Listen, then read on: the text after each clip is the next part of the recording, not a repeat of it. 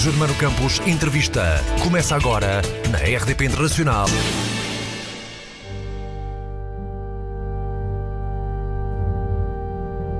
Margarida Marante foi um dos maiores fenómenos de popularidade no jornalismo televisivo dos anos 80 e 90 em Portugal. Primeiro na RTP, onde aos 19 anos já entrevistava figuras de topo da classe política, e mais tarde na SIC, onde, guiada pelo então marido Emílio Rangel, atingiu o clímax da popularidade, mas também o declínio. Um livro assinado por Maria João Martins, e agora lançado, fala dessa figura apaixonante e simultaneamente controversa.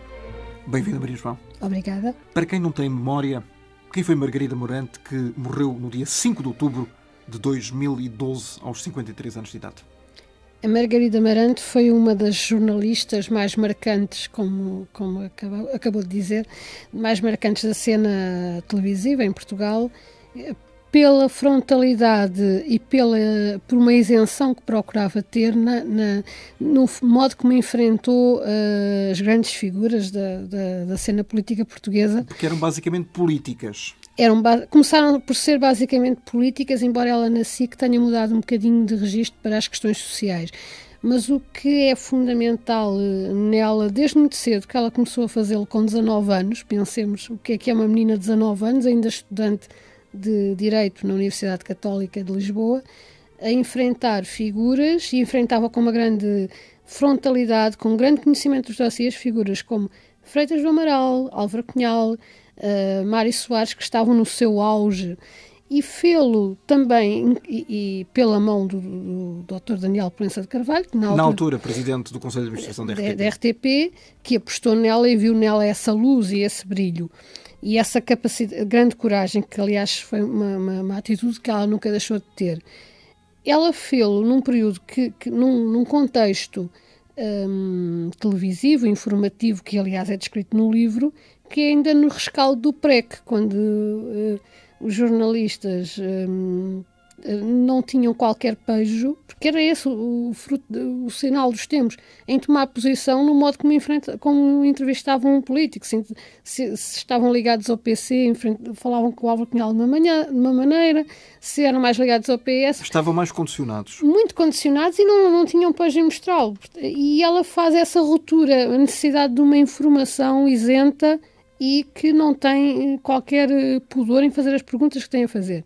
E essa foi sempre uma característica da Margarida até ao final da vida. Ela não teve problemas com políticos, de uma forma geral, pessoas que ela quisesse entrevistar e que se recusaram a vir aos programas dela, ou que previamente tivessem combinado algum tipo de questão?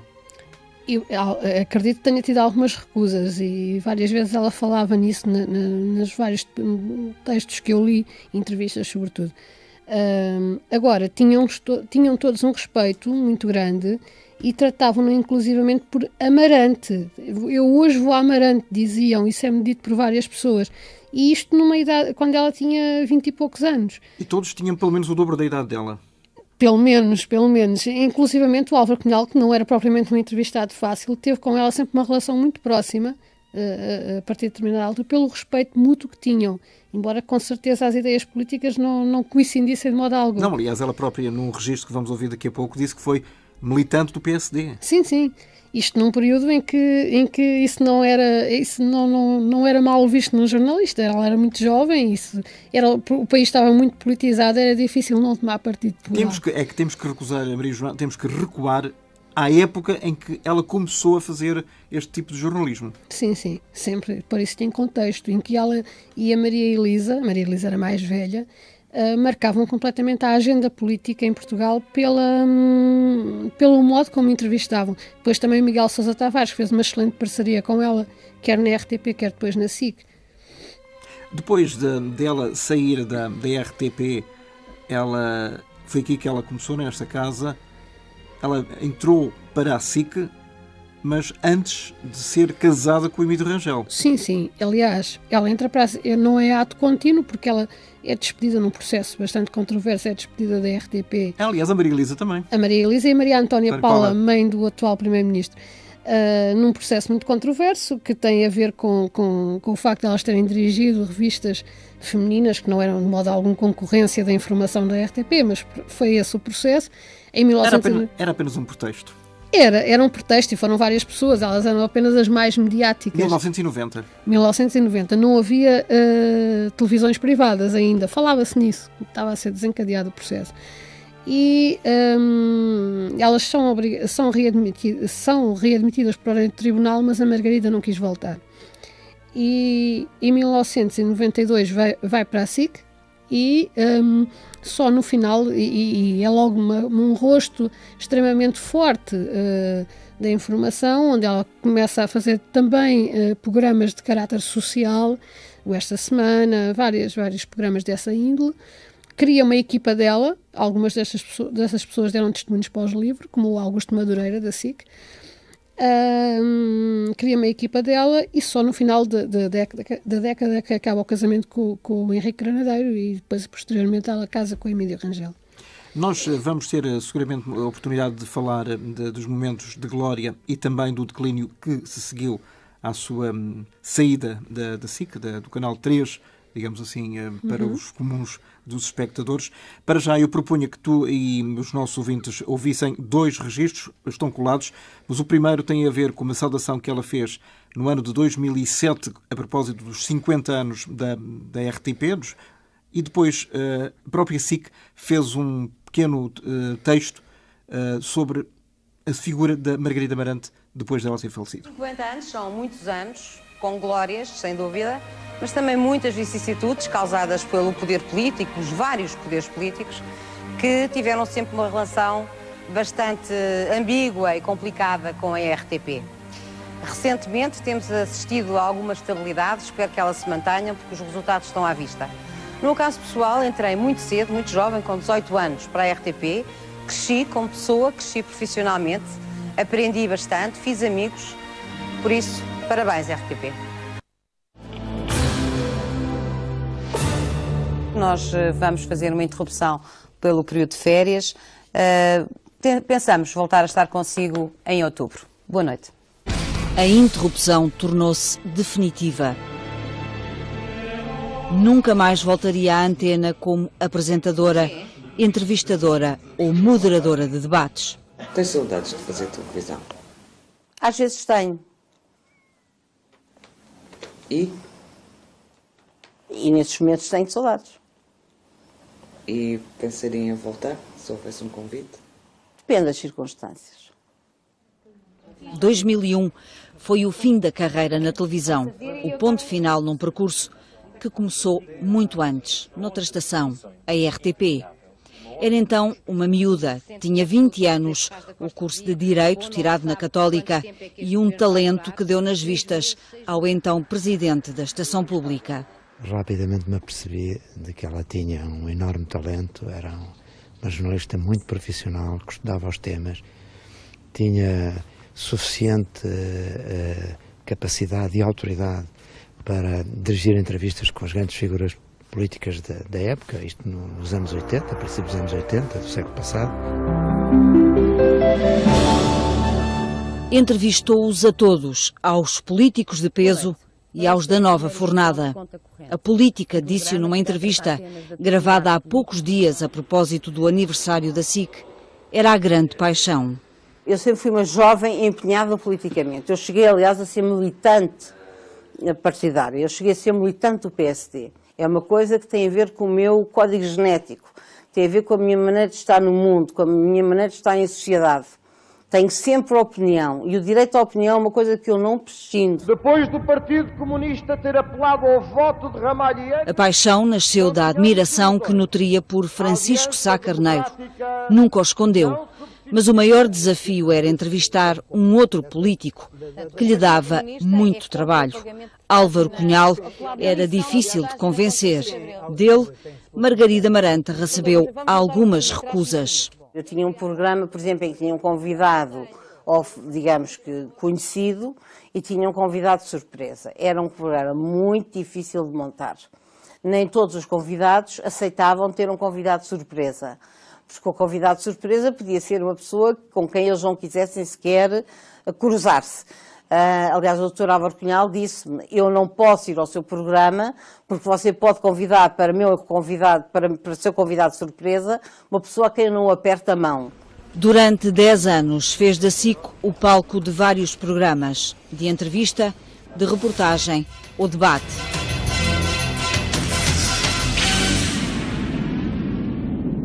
Com Miguel Sousa Tavares, apresentou o Crossfire, uma dupla que lhe deixou saudades.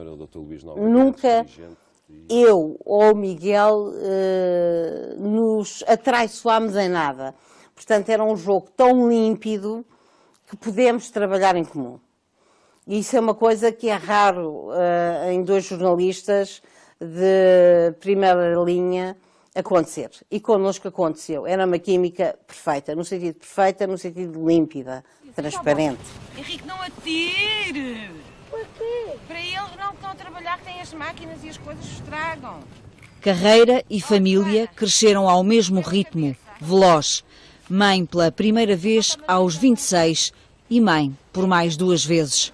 Manuel Tomás, realizador que a acompanhou durante toda a carreira, foi cúmplice de vários episódios de bastidores. Quase não precisávamos de combinar nada um com o outro. A Margarida teve 3 filhos. Eu assisti, portanto, à gravidez dos 3 filhos. O espectador não assistiu.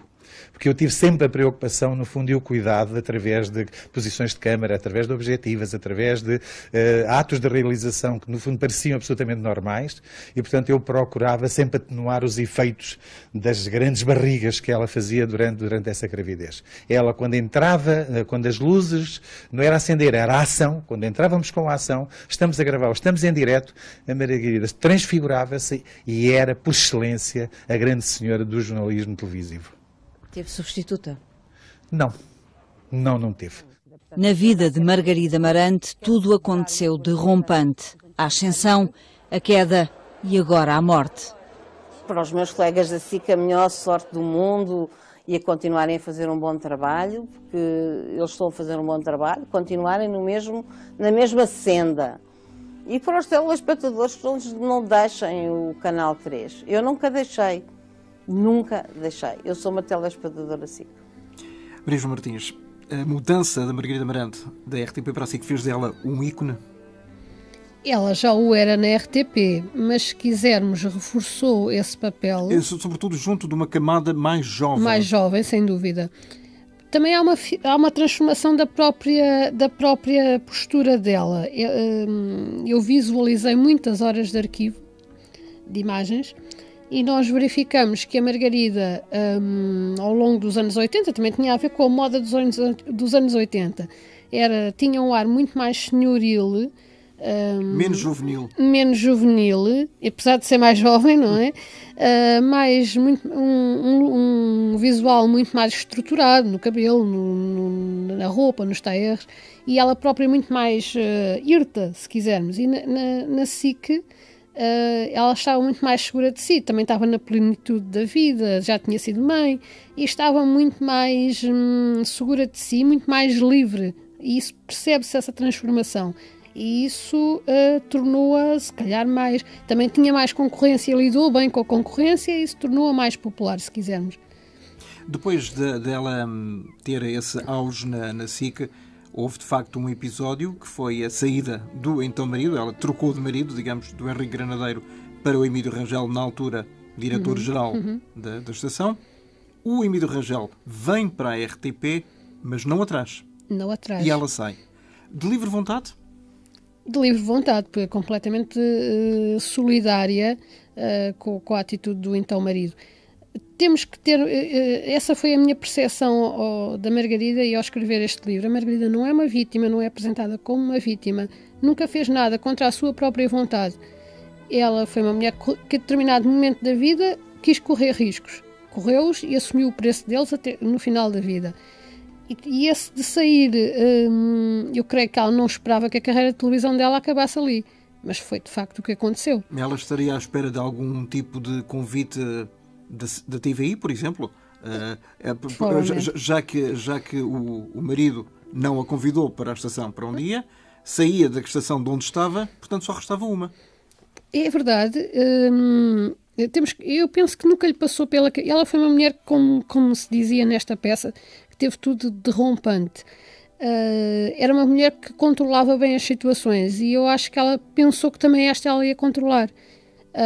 e que nunca lhe ia sair, digamos assim, do controle. E achou que isso era o que era expectável para qualquer jornalista de primeira linha como ela. Era um dado adquirido. Que ia com certeza ter um convite interessante e agradável, não é? Porque uma jornalista desta qualidade não voltar à televisão era qualquer coisa que era inconcebível para nós e para ela com certeza também. Até porque não havia tanta mão de obra, digamos assim, e tantos valores com aquela qualidade, nem televisivos. pensar. E como dizia o Manuel Tomás, ainda não teve substituta. Isto foi gravado há pouco mais de 4 anos. Portanto, e continua a ser verdade, na minha opinião. Essa saída da SIC, qual foi a posição na altura do Dr. Pinto Balsemão?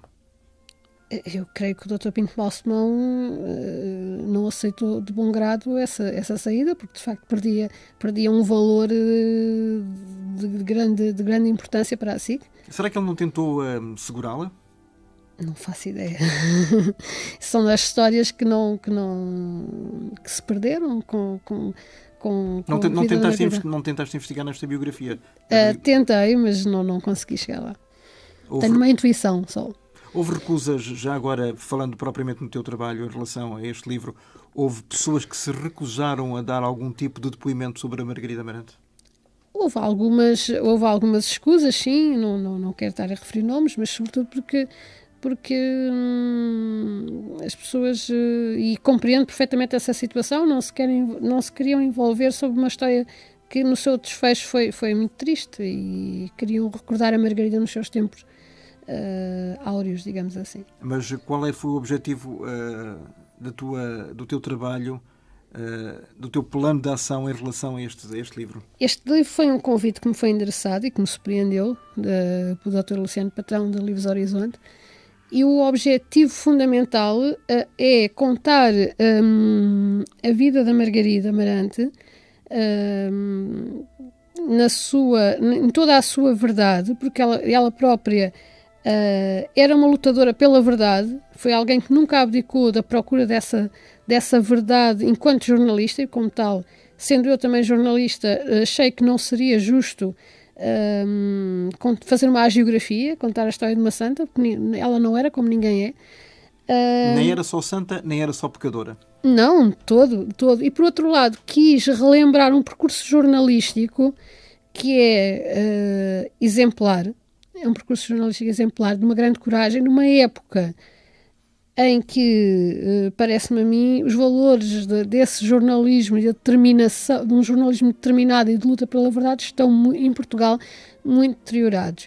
E os exemplos que são dados aos jornalistas em formação pecam muito pela falta de qualidade.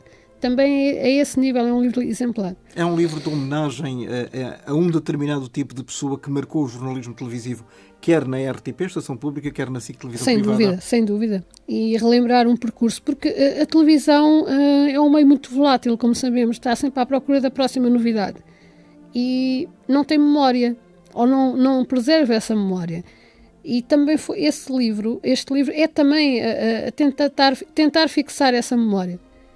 Uma memória que, para os espectadores mais novos, diz o quê? Digamos, os que têm 20 anos. Dirá muito pouco, e quanto muito recordarão o episódio da sua morte, pelo aquilo que terá eventualmente suscitado nos pais. Dirá muito pouco, porque se pensarmos que a Margarida terminou a sua carreira em 2001, a sua carreira na televisão, claro está, em 2001, portanto estas pessoas tinham 5 anos, não é? E o que é que se seguiu de 2001 até 2014? Em 2012. A 2012, peço desculpa, 14 foi o Emílio Rangel. Em 2000 foi um processo, foi uma longa depressão, e a depressão, como sabemos, é um processo muito lento. É que houve ali um período, desculpa Maria João, houve ali um período em que não se ouviu falar dela. Foi esse período da depressão aguda que é despertado. Ela não colaborava com os jornais? Sim, episodicamente trabalhou com o Expresso, trabalhou também com a TSF, fez algumas entrevistas na TSF. Em termos de rádio, portanto? Exatamente, mas de facto essa depressão tomou-a de assalto e desencadeou uma série de estragos visíveis e invisíveis aos nossos olhos, que terão sido muito, muito perniciosos para ela e de que ela, aliás, falou no final da vida. É curioso que nos 3 últimos anos ela estava a retomar com entusiasmo, isso é-me contado no livro Pelas Filhas, quer participando nos estudos das filhas ativamente, quer ela indo várias vezes aos Estados Unidos na companhia do fotógrafo Rui Ochoa para fazer um livro que depois acabou por ser póstumo, que é uma série de reportagens intitulada Portugueses na América, em que ela traça percursos de imigrantes portugueses com algum sucesso nos Estados Unidos. E isso era uma tentativa muito forte e muito determinada de voltar ao seu métier. Por outro lado... Com toda a legitimidade. Com toda a legitimidade, e eu creio que ela teria conseguido. Talvez não há televisão da mesma forma que anteriormente, mas com certeza que com o destaque e com o brilho que ela nos tinha habituado. Por outro lado, criei uma página sobre o livro no Facebook e tenho tido testemunhos de pessoas já posteriores ao livro que são muito interessantes. Ela tinha, inclusivamente, participava num grupo sobre justiça no Facebook com um pseudónimo e era extremamente interventiva, isto nos últimos meses de vida, extremamente interventiva, e fazia intervenções, que me dizem, muito, muito pertinentes. Foi uma mulher que nunca deixou de combater. Pelo menos nas causas primeiras políticas e depois as causas sociais, foram sempre coisas que a apoquentaram, sim, não é? Sem dúvida, sem dúvida. Durante bastante tempo, alguns anos mesmo, diria, desde que ela saiu da SIC, a Margarida Marante, não se ouviu falar dela e, de repente, um dia, ela é notícia pelas piores razões. É vítima de violência doméstica, está envolvida em casos de droga, ainda por cima com um narcotraficante e alguém ligado ao processo camarada que estava preso. Como é que isso aconteceu? O que é notável no caso da Margarida é que nós soubemos isto pela boca dela. Porque ela teve, com aquela coragem, aquele desassombro que a caracterizava, foi contá-lo a um jornalista. E deu uma entrevista sobre esse assunto. E foi, no fundo, ela que denunciou aquilo que se estava a passar com ela. O que aconteceu é que ela, durante a fase final do casamento com o Emílio Rangel, e conhece esse senhor. Não se sabe bem em que circunstâncias. Não se sabe bem em que circunstâncias e porque ela estava frágil, teve e ela disse mesmo, assumiu que foi por fragilidade, teve uma relação íntima com esse senhor. Então terá havido eventualmente algum tipo de aproveitamento? Houve sem dúvida aproveitamento por parte dele e depois uma série de chantagens e de violências várias. No fase final da vida, a Margarida já tinha superado esse episódio e estava a tentar virar a página. Por falar em página, quando este livro, a biografia da Margarida Marante, começou a ser falado, o episódio mais marcante, apesar de todos os outros serem igualmente importantes, foi o da cocaína. Uma droga que, segundo Daniel Proença de Carvalho, um dos entrevistados deste teu livro, disse que teria sido Emílio Rangel a introduzir a Margarida Marante neste círculo vicioso. É o episódio sempre mais falado, embora que, quanto a mim, não é o mais importante do livro. Por isso é que eu disse não desmerecer. Exatamente, eu sei. Mas, de facto, a própria Margarida chegou a assumir essa situação. Não é inteiramente uma novidade, embora... como as pessoas já se esqueceram do que aconteceu antes, fazem disso um acontecimento, essas revelações. Mas o que é que o Emílio Rangel teria feito para levar a mulher a seguir o seu próprio caminho? No fundo, não é algo tão estranho quanto possamos pensar. Para uma figura pública nós não concebemos isso. Não concebemos, mas isso é tão mais comum do que nós pensamos. Mas é na América. E cá também. A Margarida era uma mulher muito generosa, romântica, estava muito apaixonada pelo Emílio Rangel. E as pessoas, quando estão apaixonadas, gostam de partilhar tudo o que faz parte do cotidiano do outro e de facto, não creio que houvesse uma intenção malsã do Emílio Rangel ao fazê-lo. As pessoas estão apaixonadas, estão empolgadas, vão a uma festa, isso acontece, e depois às vezes pensam que vão controlar a situação e não controlam. Não é... é um grande drama pelo facto dela ter criado uma dependência e porque o que isso desencadeou, Não é um escândalo, é muito mais... Mas com 3 filhos pequenos, se calhar é. Ela foi sempre uma mãe magnífica, isso é sempre dito pelos filhos, e os filhos nunca foram misturados minimamente em qualquer problema que ela teve. Podem ter sofrido com as situações, mas não porque ela os envolvesse de algum modo, não quer que seja. Pelo contrário, tentou sempre 3 filhos, atenção, para quem não saiba, 3 filhos do primeiro casamento. Do primeiro casamento, portanto, do Henrique Granadeiro. Do segundo não teve. Não teve filhos.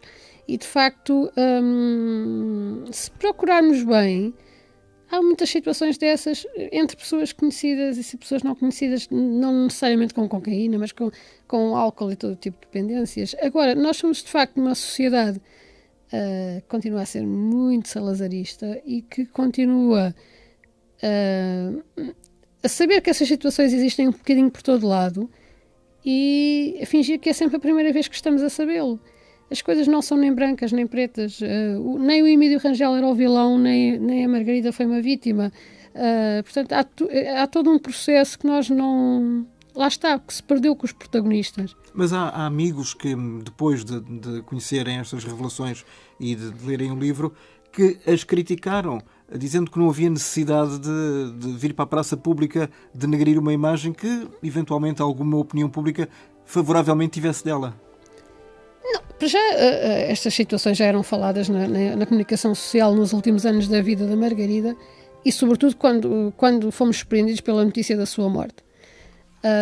Portanto, não é totalmente... É simplesmente uma confirmação e de algumas suspeitas que existiam e que foram especuladas até ao limite. Mas o que as pessoas às vezes não gostam é que se trata as coisas pelos nomes, que gostam que se fique ali um bocadinho nas meias tintas, mas eu digo mais uma vez... No cinzento, que somos um país cinzento, continuamos a ser de meias tintas, de supostos brandos costumes. Eu falei muito com os filhos foram, de algum modo, meus grandes cúmplices sobretudo falei com as filhas. Leram, depois de lerem o livro, não leram antes de ele ser publicado, mas leram antes ainda dele ir para as livrarias, foram as primeiras pessoas a receber exemplares, gostaram muito. Peço desculpa só de interromper. Essa tua preocupação foi uma exigência delas? Não.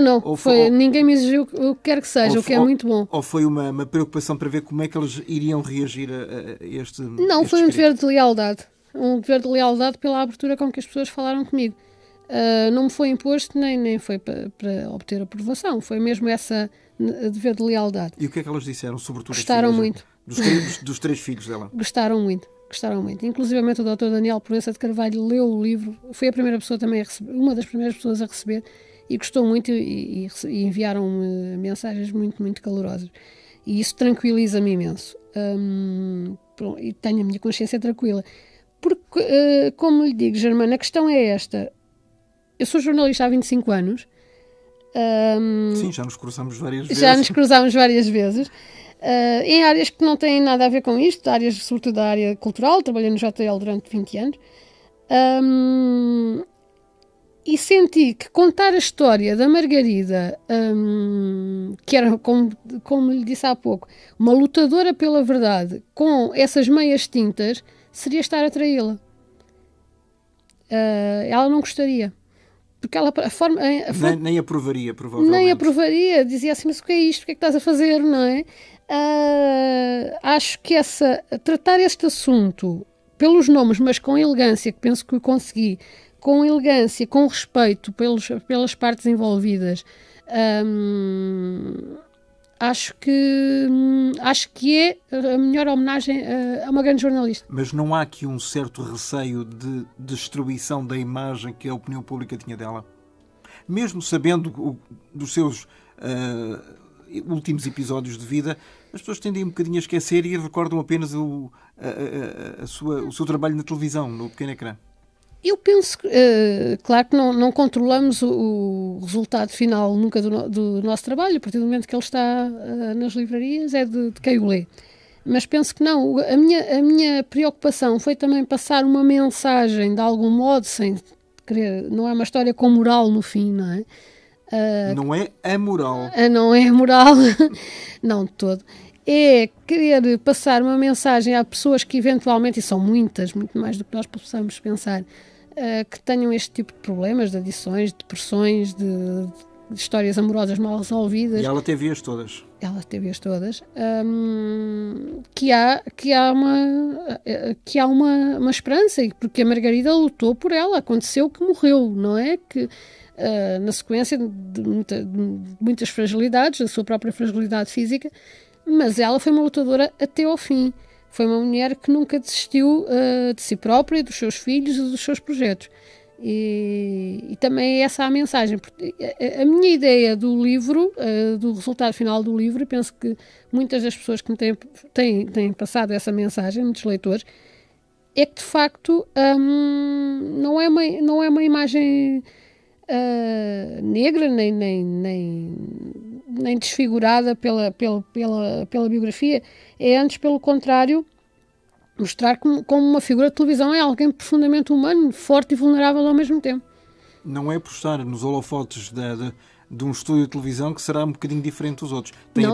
Tem apenas uma exposição maior. Tem uma exposição maior e, no caso, ela tinha esses holofotes com todo o mérito porque era extremamente profissional. E há mais de 20 anos que estava quase diariamente a entrar pela casa dos portugueses. Completamente, e esteve em momentos fundamentais da história do jornalismo português, com aquele célebre debate entre o Freitas do Amaral e o Mário Soares, que decide as eleições presidenciais de 1986. É ela e o Miguel Sousa Tavares. E, de facto... Ou seja, não é só nos Estados Unidos que entre o Nixon e o Kennedy se decide alguma coisa... Não. Quer dizer, não sei se foi o fator decisivo, mas contribuiu bastante, porque, de facto, ela própria dizia que teve logo a percepção que o Mário Soares tinha ganho no final do debate. Tinha ganho as eleições. E, de facto, vamos lá. Todos nós somos humanos, todos nós temos fragilidades, forças, e ela foi uma mulher extremamente forte que a determinado momento foi ver o outro lado da vida e... Se calhar não estava nada preparada para ele. Não, pelo contrário, tinha tido uma vida sempre era uma aluna aplicada, filha única, e se calhar com o sucesso criou-lhe alguma ilusão de tudo controlar. E eu penso que essa foi a fragilidade dela. Ela achou que controlava sempre o seu destino e a determinado momento perdeu esse controle. Aliás, no registro que nós ouvimos neste trabalho da SIC, ela dizia, talvez possamos regressar em outubro, não sabemos bem o que é. Ela já sabia o que é que ia acontecer. Já tinha essa intuição. Sim, sabia que a situação não era... Essa intuição, não é? Essa intuição que o futuro dela na SIC, dela e do Emílio Rangel, não era auspicioso. Mas nunca pensou que esse fosse o final da sua carreira televisiva, não é? Qual é o legado que ela nos deixa? O legado de uma mulher de grande coragem, de grande determinação, uma jornalista extraordinária que teve muito impacto nas pessoas por essa frontalidade, e também essa frontalidade e coragem, quer nos momentos de grande glória, de grande sucesso, quer nos momentos de maior fragilidade, porque quando ela dá essas entrevistas finais em que denuncia ao país o que lhe está a acontecer... Inclusive a violência doméstica. Inclusivamente a violência doméstica, está a dar o exemplo a muitas mulheres que não tinham coragem de falar, que esse é outro tabu na nossa sociedade, que começa a deixar de ser. Que é a questão da violência e de mulheres que muitas vezes têm-se a ideia falsa e esse contributo dela também desmistificou isso um bocadinho, que só nas classes sem acesso à instrução, sem meios económicos, é que essa violência existe. Não é verdade. Nós, aliás, infelizmente, todos os anos temos provas exatamente do contrário, que nas classes mais abastadas como nas classes mais humildes, a violência é violência, ponto final. Não há aqui graduação. Não. E aparece nas situações e nas pessoas mais inesperadas, como era o caso, não é? Uma mulher tão forte ser vítima de violência, tão forte... Mas não foi violência da parte do Emílio Rangel. Não de todo. Era já depois dela se ter separado. Sim. Convém fazer esta distinção. Por parte desse senhor, do Farinha Simões. Está preso o senhor? Creio que sim. Portanto, exatamente por todo o tipo de crimes que ele terá cometido. Também. Há perguntas que, obviamente, já aqui o referiste, a história do Dr. Pinto Balsemão, que ficaram sem respostas. Outras houve ou não? Sim, porque, como eu tive a ocasião de dizer no lançamento do livro, mesmo quando estás a biografar alguém que está vivo, há sempre perguntas que até a própria pessoa, algumas não te quer dizer, outras ela própria não tem consciência. Há sempre algo que se perde porque é único e irrepetível. No caso de uma figura tão rica e tão marcante como a Margarida, há uma série de coisas que nem os filhos, mesmo com a frontalidade com que falaram, nem os amigos, nem os colegas, nem o ex-marido, têm exata resposta para isso, porque era dela, não é? São coisas que só ela própria poderia responder.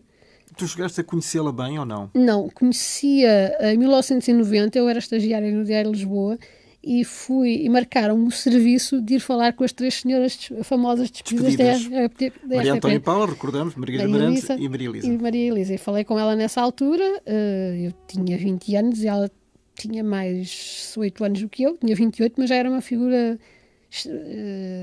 muito reconhecida pelo país inteiro, tal como a Maria Elisa, não é? E a Maria Antónia Paula também. E eu lembro-me particularmente numa reportagem do Independente que é publicada no anexo fotográfico deste livro, em que se diz, em que se põe frente a frente a Maria Elisa e a Margarida Marante, que eram rivais absolutas, uma espécie de Simone e Madalena Iglesias, mas do jornalismo. Que elas depois desmentiram, não é? E que depois também era muito cultivado para a imprensa da época, já sabemos, não é? Estas rivalidades vendem sempre. E sobretudo com mulheres, que não deixa de ser interessante. E então diziam, são ambas louras e gostam de mini-saias. Porque de facto eram duas mulheres muito bonitas e ficavam bem no boneco. Ficavam muito bem no boneco. Eram muito telegénicas. Uma última palavra, Maria João, e agradeço muito teres vindo aqui ao meu programa na RDP Internacional.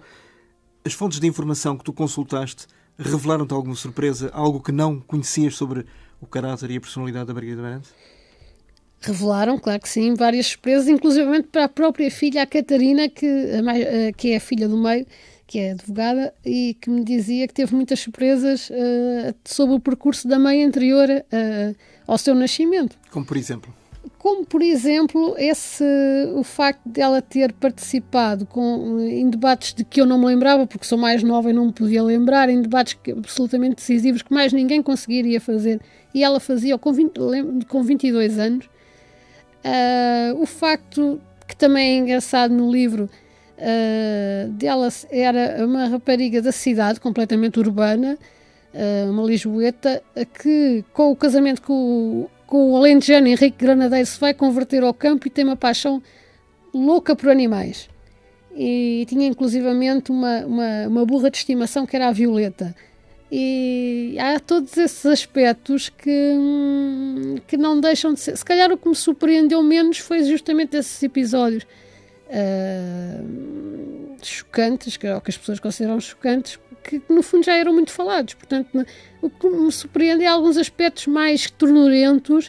O outro lado da Margarida Marante. O outro lado, o lado da mãe, a mãe que ia comprar os materiais escolares dos meninos todos os anos, a senhora que salvou um bebê gaivota de morte certa num hotel na Madeira, essas coisas que são descritas no livro e que dão o outro lado. O outro lado da Margarida Marante, aqui representado na biografia assinada por Maria João Martins, que foi a minha convidada hoje na RDP Internacional. Maria João, muito obrigado. Até à próxima, espero que com outra biografia, será? Talvez. Quem sabe? Quem sabe. Até breve, muito obrigado. Obrigada. É a pergunta certa no momento exato. No programa Germano Campos Entrevista, a conversa não tem rodeios e vai direto ao assunto. Por acaso é uma boa pergunta. Sim, isso é interessante, essa pergunta. Essa é uma pergunta difícil. O que é que não conhecemos então de toda esta presença? Mas a sua pergunta é uma pergunta direta. Este é um livro que pode substituir algum compêndio de história nos liceus ou não? Eu agradeço essa pergunta. Essa é uma boa pergunta. Na RDP Internacional, este é o programa que faz as perguntas diretas a todos os convidados. Germano Campos Entrevista, para escutar todas as terças-feiras, depois das 19 horas, na RDP Internacional e a qualquer momento em RDP Play.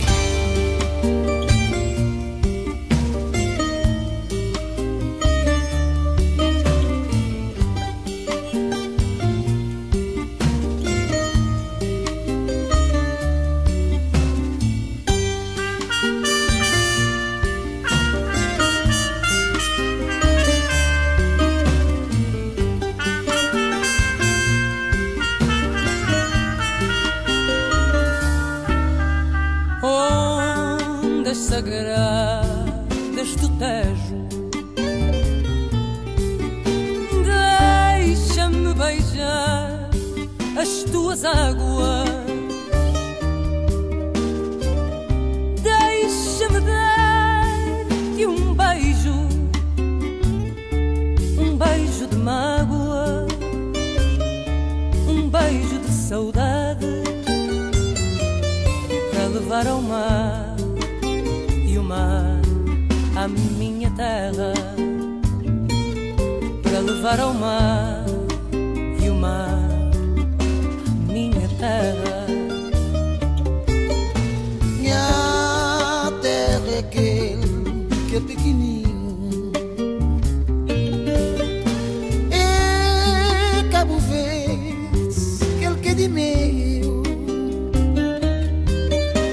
terra que na mar passa um menino, é filho de oceano, é filho de céu, terra de minha mãe, terra de minha cretil. Nas tuas ondas cristalinas, deixa-me dar-te um beijo. Na tua boca de menina, deixa-me dar-te um beijo ao tejo. Um beijo de mágoa, um beijo de saudade, para vou levar mar, para mar, levar a minha terra, para levar ao mar e o mar à minha terra.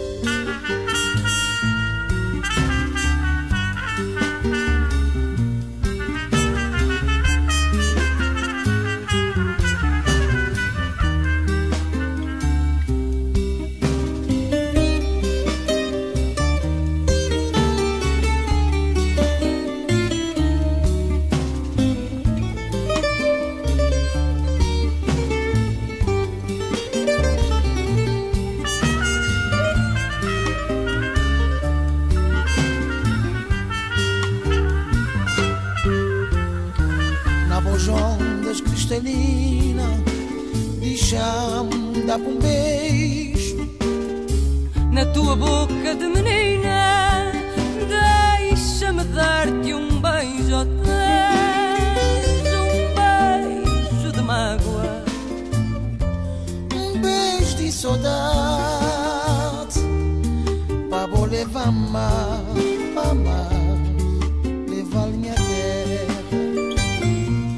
para levar ao mar e o mar à minha terra. Vou levar mar, para mar, levar minha terra, para levar ao mar e o mar à minha terra. RDP Internacional, Rádio Portugal, sempre presente a construir o futuro.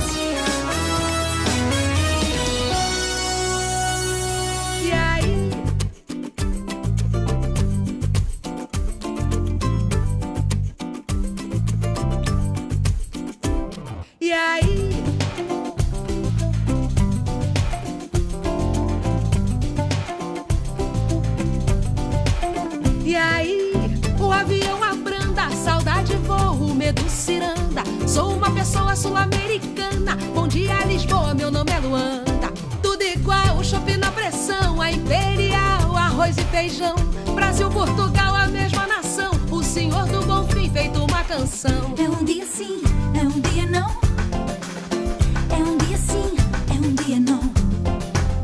E aí, cadê o pessoal, o índio tupi, o hino nacional, o voo do colibri, etc e tal? Cadê o cariri, cadê o carnaval? É o Guaraná, é o metrô, mas a festa opa não acabou.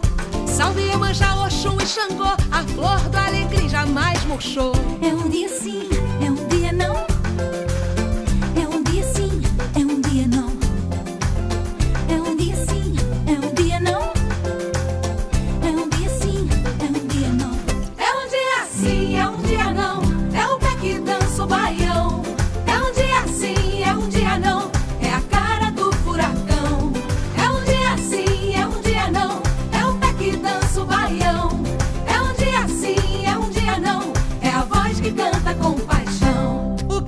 Sodré é o fado maior, o samba no pé, o meu suor. Trabalho pra ter um mundo melhor, que vai do Abaeté a Montemor. É um dia sim, é um dia não. É um dia sim, um dia não. É um dia sim, é um dia não. É um dia sim, um dia não.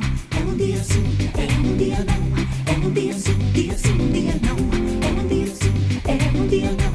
É um dia sim, um dia não. Me sinto mais viva, não sei porquê.